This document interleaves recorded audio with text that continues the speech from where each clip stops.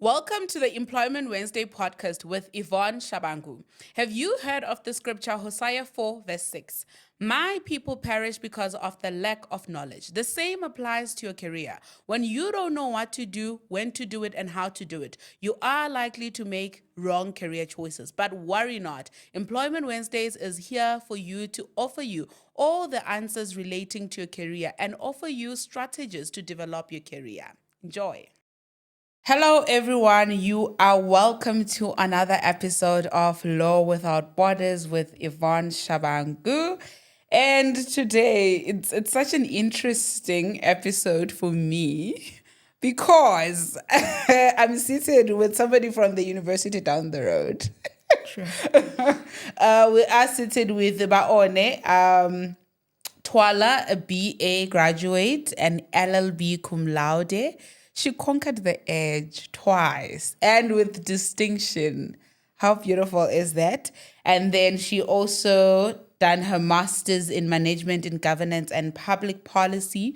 She's currently a senior researcher and has experience at the Constitutional Court of South Africa as well as the Supreme Court of Appeal in Kenya. She's also an admitted attorney of the High Court of South Africa. Before we go into the conversation, I'm going to do shout outs. So the first shout out goes to It's Z Lubisi, and she says, "Yabona YV wena, you are very special. I'm so glad that I subscribed to your channel and you brought the jurist. As a law student, I feel anchored by your channel. I'm so proud of you. Such a great interview. I follow the jurist and now it's time to bring magistrates and justices of the Constitutional Court." Well, maybe we're getting there because I'm busy with the clerks of the court. So we start somewhere, right? So yeah, thank you so much for this comment. And she says, "I believe in you." So definitely let me cook. I'll look into something. And then another shout out goes to Tandazo Mboba 9192, and she says, "I enjoyed watching this episode so much because I relate. I went through a similar journey, studied nursing and at university, and then I got pregnant in my final year. I had to navigate working in the public sector, moving to the private sector, and then moved to my dream job in the corporate sector as a registered nurse." Okay, thank you guys so much. If you want me to shout you out, make sure that you're commenting, make sure that you're sharing. And to everybody that's using the thank you button, thank you so much. This is how we grow the channel and this is how we keep the episodes coming. I appreciate you guys so much. Thank you so much, Baone. Truly appreciate your honor being here, and a special shout out to one of you who actually recommended that she comes here. It's Nosipo, right? Yes. Yes. So a special shout out to Nosipo. Nosipo, sorry. Nosipo. Yes. Special shout out to you. Thank you so much for actually recommending that she comes through. I think it's going to be very valuable. So before we go into the conversation, we're going to start with the icebreaker questions. Okay. I was so bummed because I couldn't try and stalk you because your accounts are private. So I was like, oh, okay, got me. But anyway, one must go. Summer or winter? Winter. Okay. A good diet or water? A good diet. So a good diet can go. You keep the water. Oh, no. Water. Water. Yeah. Okay. And then what's your weirdest food combination? I'm not really a weird food combo person, but I would say one that I think always works is coconut cream or curry in like spicy 2-minute noodles. Okay. It makes it really nice and creamy. Okay. And then if there was one song that could sum up your life thus far, what song would it be? Oh my gosh, the name is escaping me, but it's Burna Boy. Is it Wild Wild Dreams or something like that? I think that song. Maybe you can sing the chorus for us. I'm blacking out. Let me see. I'm blanking. How does it go? Something like only wild dreams they wouldn't understand because they don't have the same kind of dreams. It takes wild dreams to get you to a certain place out of where like you kind of grew up in and to kind of like level up essentially. Okay. And he features like 2 or 3 people on that song. All right, yeah. Nice. Okay, so now we're going to go to the bit serious stuff. growing up, what did you want to be as a child? I had wanted to be a variety of things. Okay. But, and I think I hear this a lot from some other lawyer friends. You know, parents will be like, oh, yeah, you're not in court. You know, there's no need to be arguing or whatever. So I think I kind of veered towards it, even though it wasn't necessarily. I had wanted to be a couple of different things. I wanted to be a journalist, but like those wartime or like, you know, where there's like conflict and stuff, that kind of journalist. I then wanted to be a travel writer. At some point, I'd wanted to be like a coroner. What does a coroner do? You know, like the people that like work in the morgue and do like the postmortems and stuff. Oh, okay. Oh, yeah, that was a random one. Okay. But I think the two main ones were writing and traveling and like reporting on interesting things. Okay, Yeah. love that. And then what was the inspiration for you wanting to be, because I mean, writers, usually they're creatives, wanting to go through that stream. What made you feel like, okay, I can be a writer or I can be a journalist? I think I had a vivid imagination and I really enjoyed reading growing up. And I used to write like stories and I used to participate a lot in church. Like, so you'd have to like write speeches and things like that. So I just enjoyed that. Okay. Yeah. Were you those people? I don't know if you were in high school in that era, but whereby you like tell a story using like a pen, like a Oh, yeah.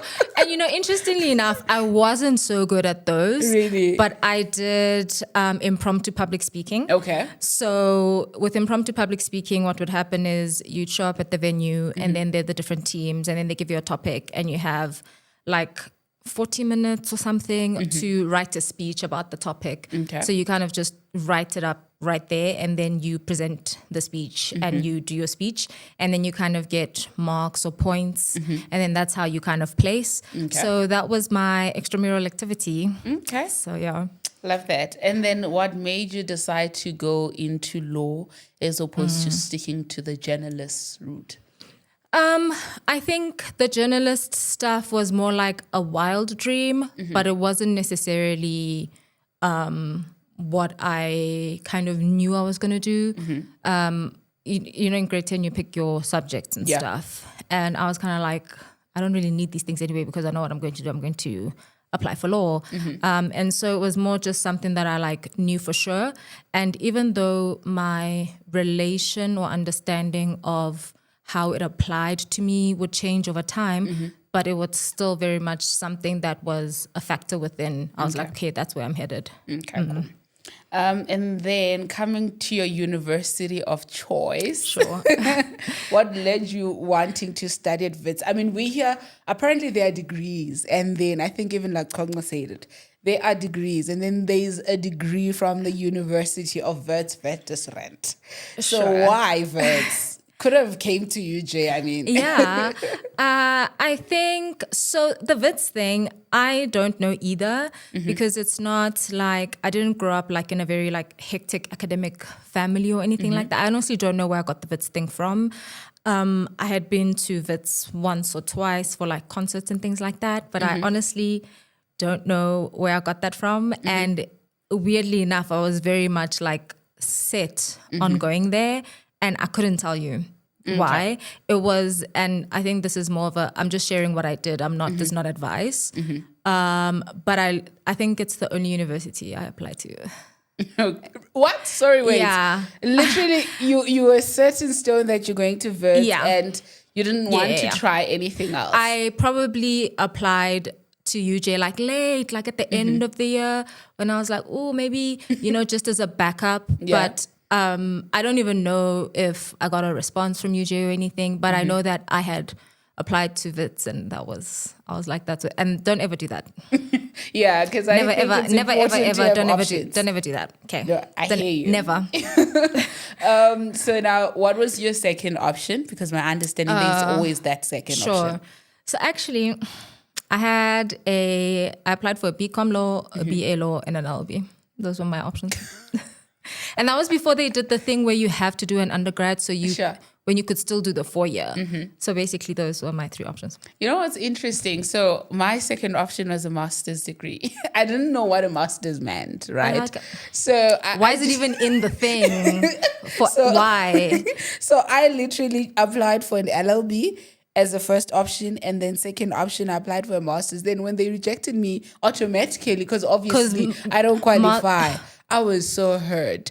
Only later on to find out that a master's is actually a But how did you postgrad. realize? They wrote it in the letter that you've been rejected for the master's, and then that's how you realize? Because, you give your application. Yeah, so I did my application. It was online, right? Okay. Online. My first option says LLB. My second option says LLM. I think it was even in Indigenous law. I didn't even know what that was.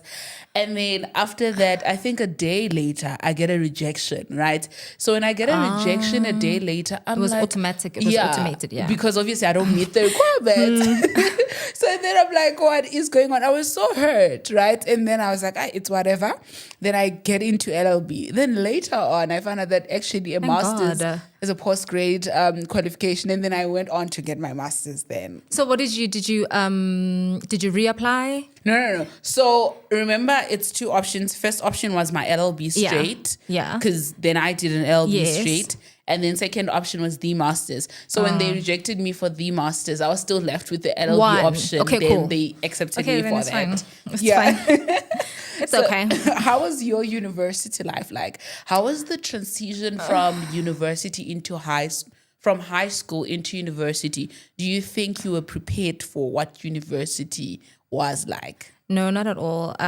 It was, I would say, chaotic, tumultuous. I started off then, because I think I got accepted for all of them. So then I could pick. And so then everyone was like, oh yeah, BCom is the one that'll get you money. So apply for the BCom one. Even though I didn't really have an interest in BCom related things. Stuff. I was literally just going on vibes, like all of, I didn't, you know what I mean? Like I got just random things that I would hear from like a random uncle who's like, oh yeah, you got accepted for BCom, that's the wise decision to make or whatever. And so then I took the BCom and that went very badly. What happened? I got excluded. Oh my goodness. Yes. Are you for real? I got excluded from Wits. And then that was bad. And then somehow, I managed to get back in. Okay. But for a BA now, because that's what I wanted to do in my heart, as the earlier conversation we had about writing, creativity, all of that kind of stuff. And then I got into the BA and I did the BA law route. But yeah, in terms of like academically, it was a bit wonky up and down. It was a journey. Okay. And it took some time to kind of figure out what I was doing, because on the other side, I didn't realize, but I was also like learning a lot about myself as well. Okay. Yeah. This is such an interesting journey because firstly, you get excluded. Yeah. And then you go and cum laude. Yeah. Was that revenge success? So that's the thing. I know so when I was graduating last year, again from Wits, they give you a little form to fill in, and they're like, can you tell us what Wits has done for you? And then after I graduated with the LLB, I then went to go and work at an organization at Wits. Okay. And now again, I work at Wits. And so I think for me, it's just that like, interestingly, Wits was like, no girl, you're not gonna make it, bye. And I feel like, because then they ask, where do you work? And I think they're trying to figure out like how much their alumni has contributed to Wits. And interestingly enough, I think I've contributed a lot to the Wits alumni body in terms of, one, my achievements, but also directly by working for them, working for 2 different organizations that are based at Wits. Okay. So, yeah. Thinking about the part where you were excluded, right? How was that process like? How did you actually manage to bounce back from that? Because I can imagine you're probably, I would assume that you were a star student in high school, or you were just doing fairly well. and then you go into university where you are supposed to pass and become this lawyer and all of that, and then you eventually get excluded. How do you come back from that? I mean, so I wasn't necessarily a star student. I think I was doing okay. Yeah. And the reason I say that is because I don't think that I was doing my best in high school. Okay. But some way, somehow. Okay. and then, but I also just kind of didn't necessarily expect failure. Like failure was not, even when I wasn't doing my best, I was still getting by. And so I think when I got kicked out, like it was a shock. And then I had also tried, and that's the thing about varsity, like you only learn the things as you go along. So I had gone in June and I was like, I don't want to, this isn't for me, you know, and I'd found out that you can change your course and all of that kind of stuff. So I went to go do that. And then I find out that, they only take your most recent marks, which would be the marks from first year. Excluded. So, so already in June, I knew that like I would like to change. But then I couldn't because the marks were bad. And so then I got excluded, and that was a really difficult time for me because I didn't see that like path in my life, and I didn't know what I was going to do. I was very much concerned that, oh no, I'm not going to fulfill my potential. And I prayed a lot during that time. And I think that God sent people into my life and opened paths up for me to kind of find a way back to school.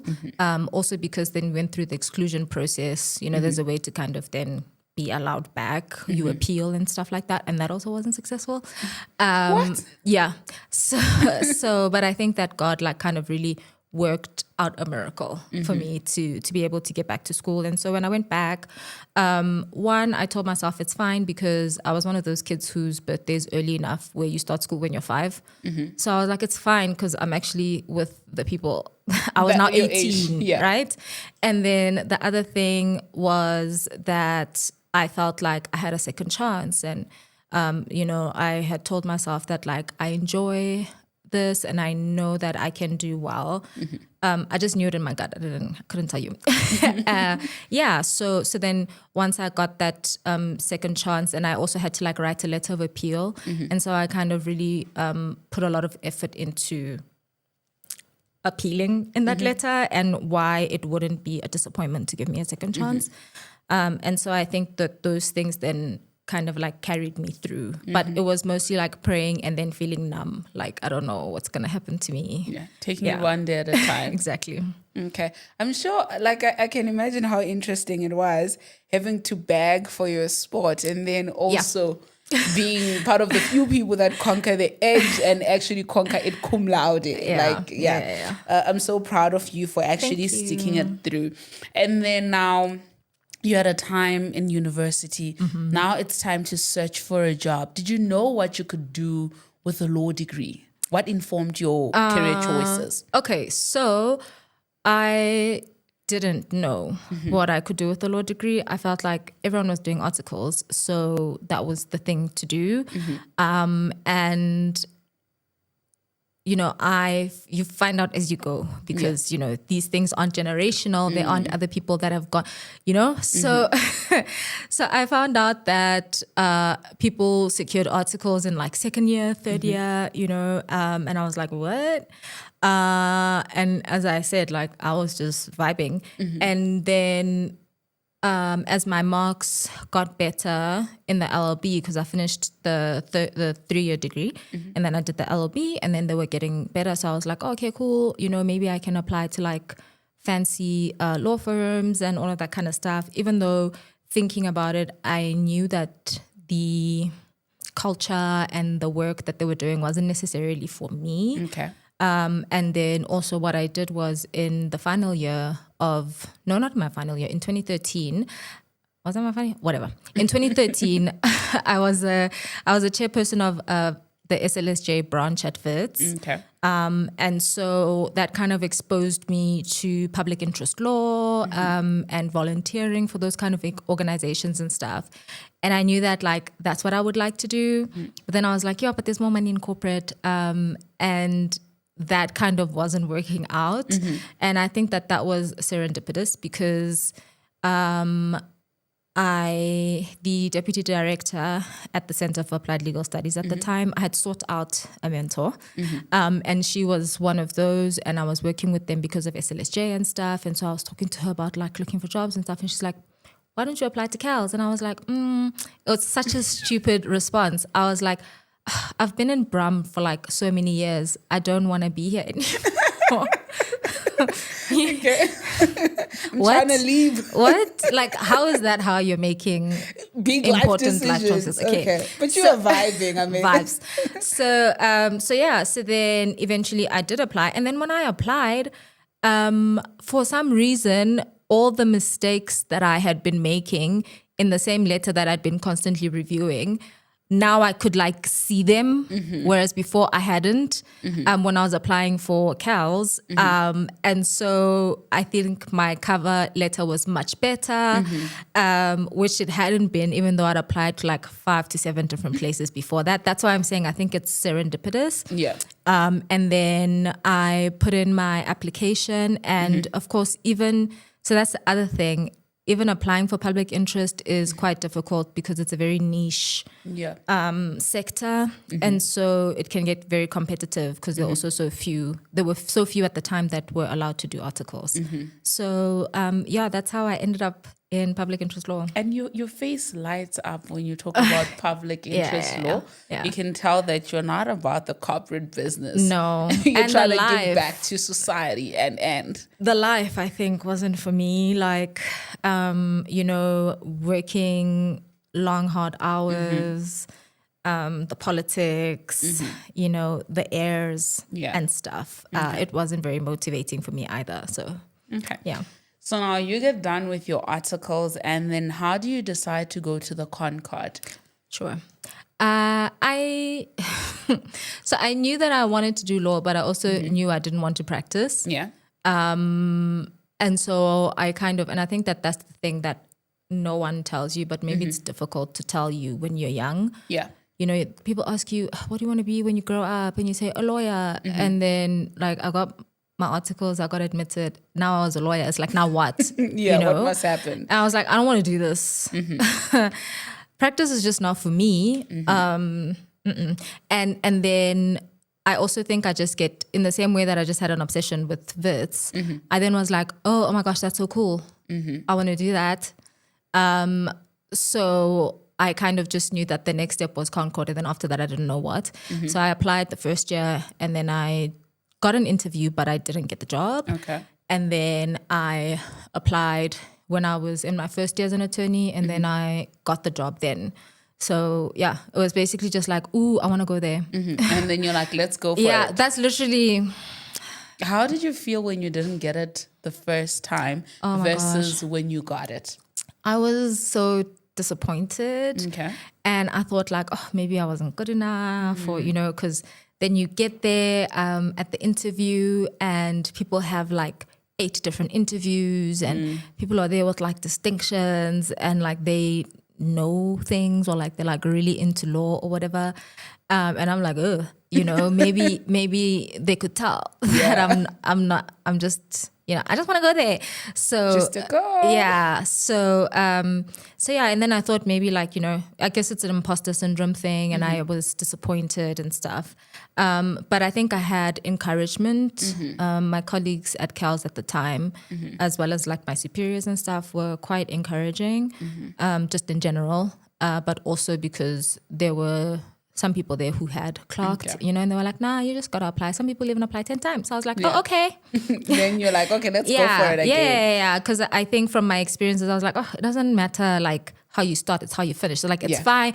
It's fine if you failed. Like, who cares if you failed the first time? It's more about like, what happens at the end? Like, if you leave it there, then you failed and that's it. So I was like, well, it's not going to hurt. Like now that I've failed, like the worst thing has happened. I got rejected.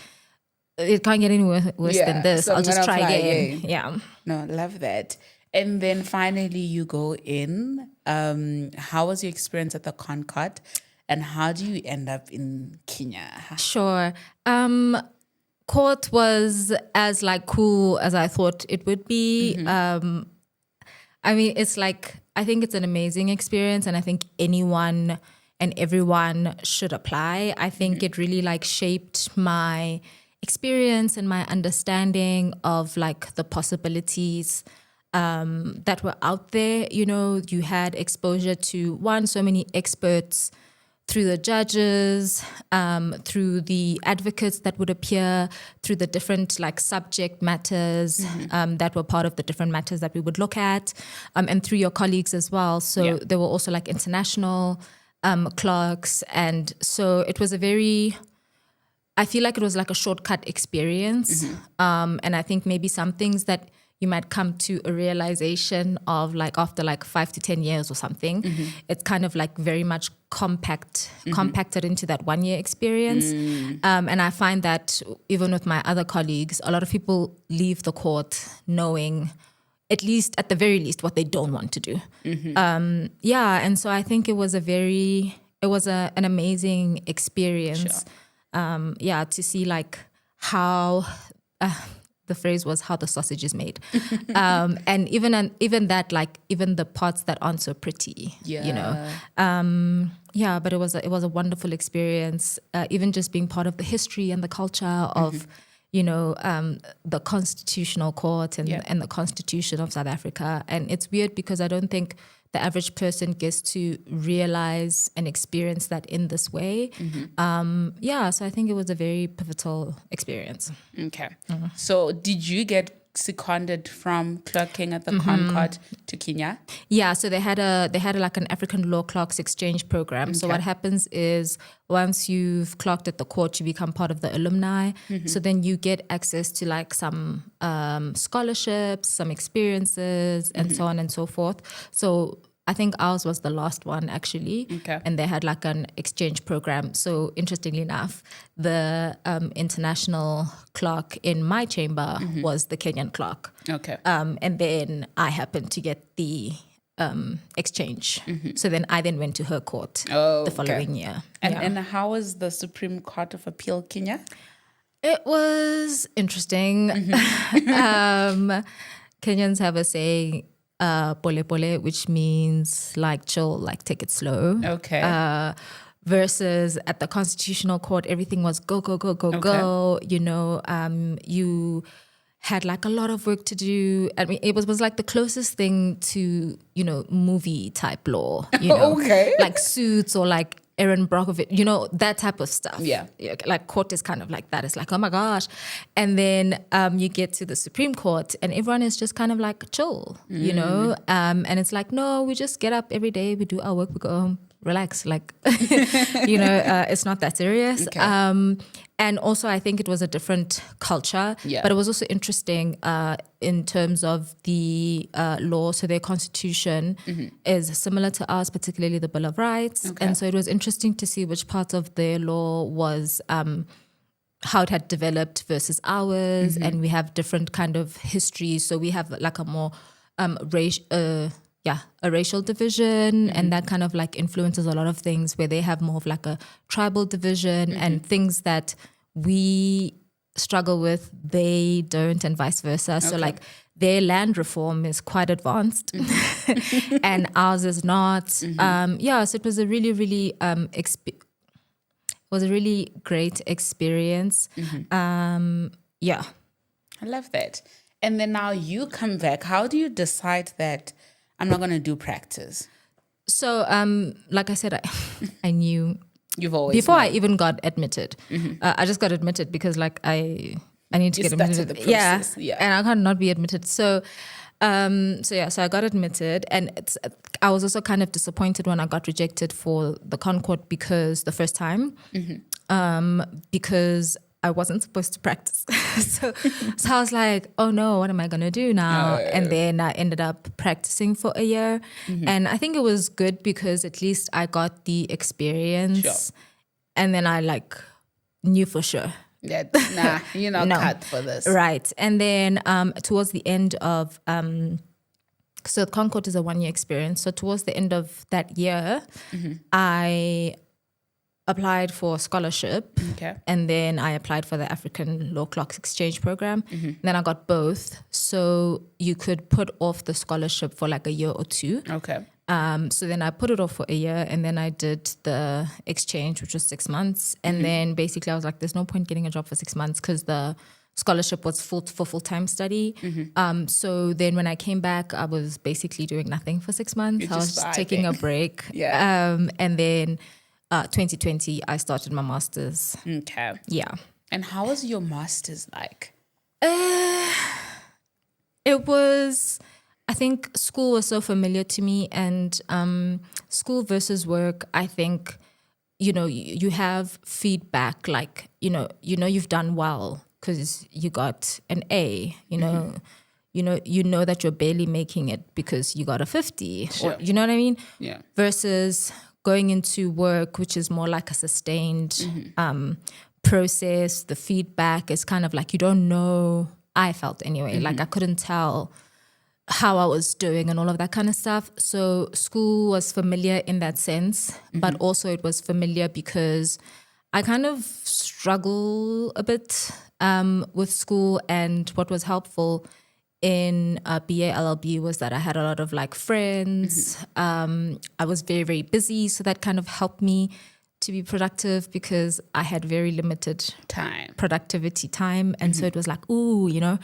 and so I still kind of had that challenge, and it was full time, and it was the pandemic. And so I was back to scrambling, but now it was worse because I was doing it completely by myself.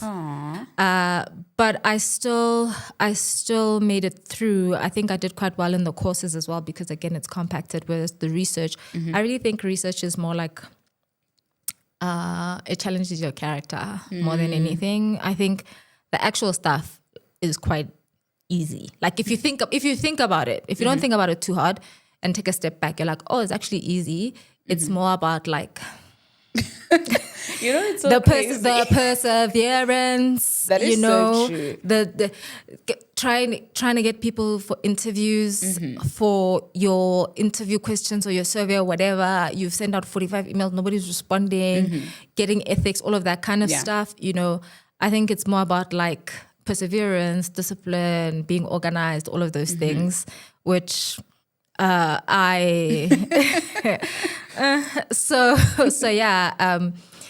the end, like I was literally like when I was writing the research report, I would literally just like cry and then go back and like write and then cry and then like I wasn't sleeping. I would just cry, write, cry. And then eventually you got it done. It's really so crazy because I'm enrolled for my LLD right now, right? And I was telling somebody how I'm struggling to unlock my research brain because I do feel like it's a brain on its own. So then I was telling somebody that I have the whole idea mapped out. It's not the idea that's the issue. No. But it's the academic articulation that's the issue. The doing. Because in your mind it could be common sense. Unemployment rate is very high. But in academic articulation, that would take me 3 pages to explain, to put it in certain words, to bring certain light to the topic, certain resolution to the problem. Because, resolving day-to-day problems, I believe is easier compared to research. Because now you're saying, I could resolve it like this. But the 5 steps that people have tried before. And that's why they don't work because of A, B, C, D. So and I know they don't work because then these other 15 people tried it. And then you're thinking, oh yeah, I can find those 15 people. And then you're like, why can't I find anything? I know it don't work. and then you also need to footnote common sense. Exactly. Oh my gosh. Yeah. But okay, with all of that being said, then you end up working at the research center. Yes. How did you go into that, and was it easy securing that job? And what does your job look like? What do you do on a day-to-day? Sure. So I think even there was a little bit of a transition as well because I first worked as legal researcher at Section 27. Okay. And so that was basically like I would do the research, but I wouldn't necessarily do the practice. Okay. And that would mean like looking things up. Okay. And essentially like writing it out and laying it out for other people, as well as advocacy and stuff. And then from the experience at Section 27, so Section 27 is a public interest law organization. Yeah. And they're also lawyers. So the way that we do law, there is more like in terms of the practice, it wasn't necessarily academic or empirical research. And so I was like, ooh, actually, no, what I want is to do the empirical research. And so then I learned about the work that they do where I work now. And then I was like, oh, yeah, that's what I want to do. Sure. And so even that in itself was a journey, you know, because you have an idea in your head and you're like, what's so difficult? Why can't I find a job like that? And I think also as a lawyer, it's difficult to kind of explain the kind of skill that I have. So one of the things that I did was I was part of this Bertha Foundation social justice lawyer program. And so what they essentially did was the program, the foundation paid to support our training in social justice type of practice or public law, and which looks different. Like, you know, you're making submissions before, you know, the UN or Parliament or things like that. You're doing advocacy. You're explaining things to communities. So you have to simplify complex topics, and then also like legitimately get like buy-in from your client, even though it's for free. Like you still need their consent and their understanding and their instruction. So, excuse me, it was very different to. It was very different to kind of like the typical stuff.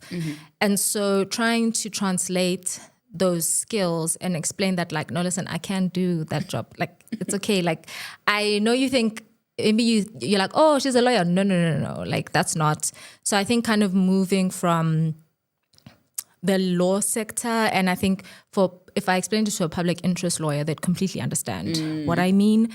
But trying to explain it to like public health researchers, you know, they're kind of like, oh, or maybe even anyone else, you know, because you'd apply for certain jobs and they'd be like, but you're a lawyer. And you're like, you know, like don't let that. I'm not a traditional relax, lawyer. You know? Yeah. So I think, and even now, so I was fortunate in that they kind of had a law and policy thing going already. And that's even why I did the master's in governance and public policy, because I kind of wanted to broaden my skill set and not so much be so law bound, because no offense to the law postgrads, but I just kind of felt like if I do a law, like an LLM, I'm just going to go know more about a specific thing. Whereas like with the masters, I felt like I was learning about governance and public policy. Something different. Which I kind of felt like, okay, I kind of know these things a bit because I navigated them in my work, and I did my what's it called? My BA was in politics. No, okay. So, but still it was helpful because then I got empirical research training, you know, like qualitative, quantitative research, that sort of stuff. And so even now it's difficult. You kind of like don't belong anywhere. Okay, you're in between. Yeah. So that's kind of how I ended up at a research organization. It was like, I know that that's what I want to do. And it's just that it happened in a very... the English is escaping me, but essentially I had to keep iterative. It happened in a very iterative way. Okay. Yeah. Love that. And then I'm interested, okay, before I go into that, so can a person become a legal researcher without being admitted as an attorney? Yeah, I think so. Yeah, Okay. definitely. So for example, again, my mentor had, because I was like, oh, that's boring. I don't know what to do. She was like, oh, what do you think about research? And I was like, no, that's boring. Like, I don't want to do that. And then here I am doing research. And so I think you can. Okay. And so what a lot of people will do is they'll go straight into like academia. Okay. And they'll do their LLM. And once you get into postgrad, you start having like academia roles. So maybe you'll tutor, or then you'll like write papers with your supervisor. Then maybe you'll go into a doctorate, and then you apply to be a lecturer, and then you have to write papers, and now you're a researcher. Okay. So yeah, and if anything, I think that people who go into academia are so much more sure of what they want to do, I think. Yeah. Or it feels that way to be, because it's a commitment to be like, yeah, I'm not doing articles. But also if you don't get articles, that also in itself is an option. You know, it's not just this one thing that you can do. Okay. Love that. And Bali Patela Shap. For a junior researcher or a junior person going into your space, or even into a senior role?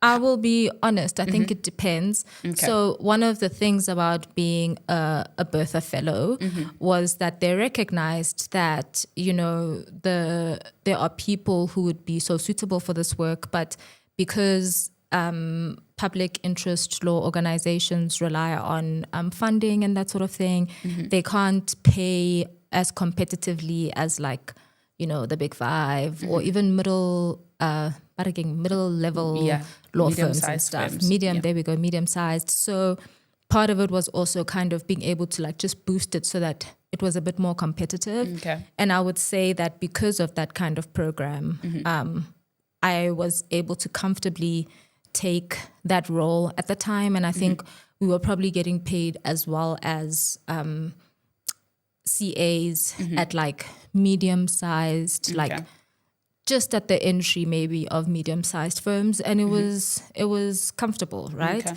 And then in terms of research, it depends. So so the interesting thing about public interest law and or just NGOs in general and funding and stuff, it's more about like what is interesting to funders at the time. Okay. And so I could be working at a place that like, what's interesting? Okay, say for example, COVID. COVID was really interesting for like 3 years. And so say for example, I could be working in a COVID-19, a place that focuses on COVID and that sort of stuff. And there's money coming and they can afford to pay people well. And then all of a sudden, and COVID is a good example because it's very specific, while I don't have to mention other examples.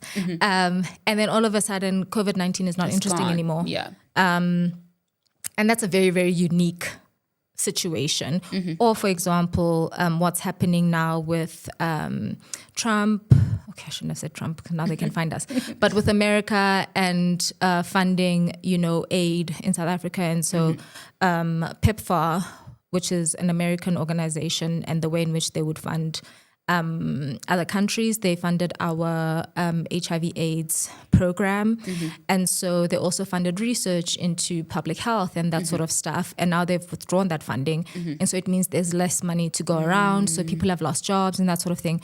So essentially what I'm trying to say is, depending on the sector, depending on what's happening with donors, you can be paid well or you can be paid okay-ish. Okay. And I think that the best thing is to kind of either work within a university or work within an empirical research organization, because then they are doing more research and not necessarily within a more where the research is more supportive, I would say.